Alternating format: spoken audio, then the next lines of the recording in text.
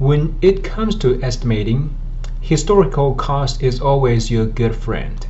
If you already have been in the business for quite a few years, you have rich information about your historical project costs, and you can always use those for your future project cost estimating. In this lecture, I'm just going to show you guys how we can use the historical cost information to come up with a cost estimate for future projects. Specific approach here we are going to use is for conceptual cost estimating for the early phase of your project. Try to establish the project budget. The specific method that we are going to talk about today is called weighted average unit cost. So through a list of historic project costs, we can come up with the minimum unit cost of previous projects. Here is A, and B is average unit cost of previous projects, and C is maximum cost of previous projects.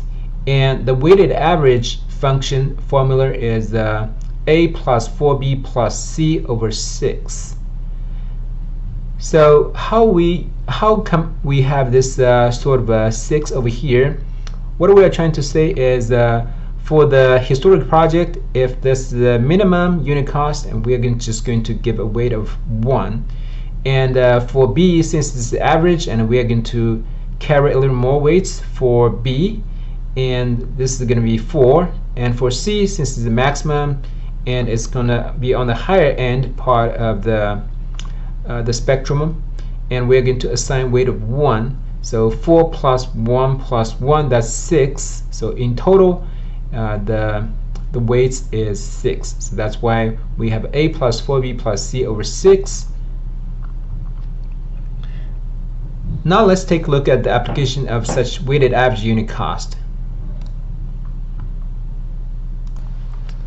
Here's this example. This is an example of coming up with the conceptual costings for a parking garage using the weighted average unit cost method. So we're trying to estimate a cost for a parking garage that will accommodate 135 cars. And in this table, we've got 8 different projects, historic projects, with the total project cost and also the capacity of the parking garage. Based on the cost and cars, the capacity, we are able to come up with the unit cost, which is the project cost divided by 150. That's the unit cost for project 1.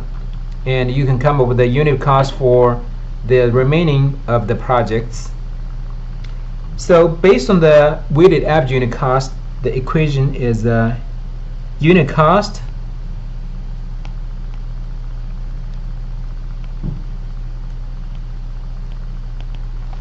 equals A plus 4B plus C over 6. First, let's try to find out the minimum unit cost, maximum unit cost, and also the mean, which is the average. So A is the minimum. First, let's find out which one is the minimum according to the unit cost. So looks like $2,987.3 per car is the minimum, and that's our A. And now we need to find our max. Max is the $4,375.8, which is our max, and this is the C. And we also need to find the average, which is B. I'm going to calculate right over here underneath. B is the average of those 8 average unit cost.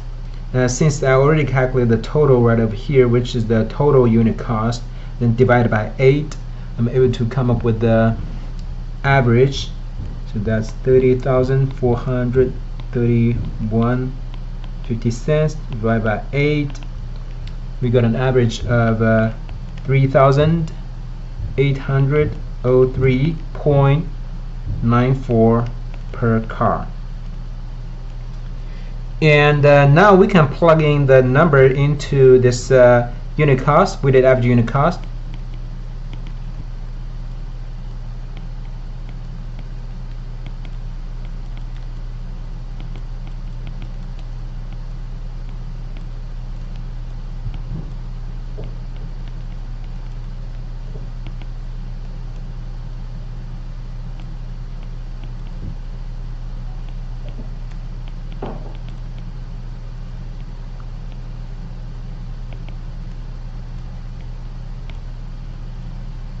Then we get a UC of 3,763.14 per car.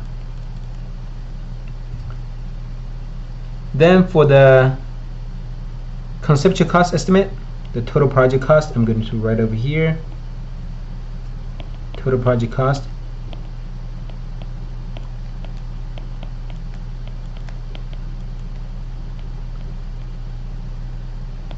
times 135 cars. Then the total project cost is